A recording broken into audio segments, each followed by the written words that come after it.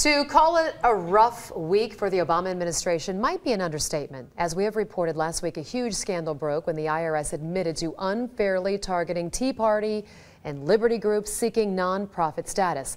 On the heels of that, a new scandal regarding the hacking of journalists' phones. And all of it as the investigation into Benghazi continues to break. Ben has the reality check you won't see anywhere else.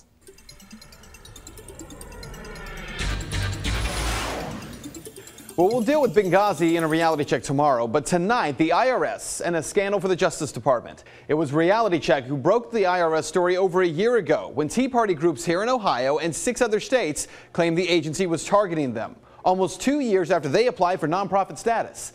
The IRS was seeking names of every board member as well as names of family members and hundreds of printouts of Facebook and social networking pages from the groups as well. Well, despite the claims by the IRS that this inappropriate behavior was limited to just a few low-level employees in Cincinnati and no one in Washington knew about it, that claim is falling apart. A report by the Office of Inspector General states that senior IRS officials knew that agents were targeting Tea Party groups as early as 2011. In fact, according to that report, Lois Lerner, who heads the IRS division that oversees tax-exempt organizations, was told on June 29, 2011, that groups with Tea Party, Patriot, or 912 Project in their names were being flagged for additional and often burdensome scrutiny. And it gets worse, because today an independent nonprofit journalism group called ProPublica says the IRS leaked information to them on conservative groups.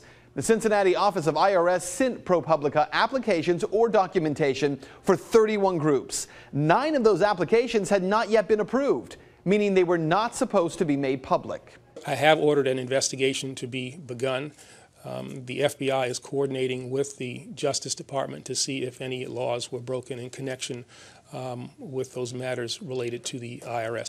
But Attorney General Eric Holder has his own separate scandal to deal with. Just days ago, the story broke that the Justice Department secretly obtained telephone records for more than 20 separate lines assigned to the Associated Press journalists and offices. The details here: the Justice Department secretly obtained 2 months worth of records, including cellular, office and home telephone records of individual reporters and an editor for the AP General Office, as well as numbers in Washington, New York, and Hartford, Connecticut, and the main number for AP reporters covering Congress.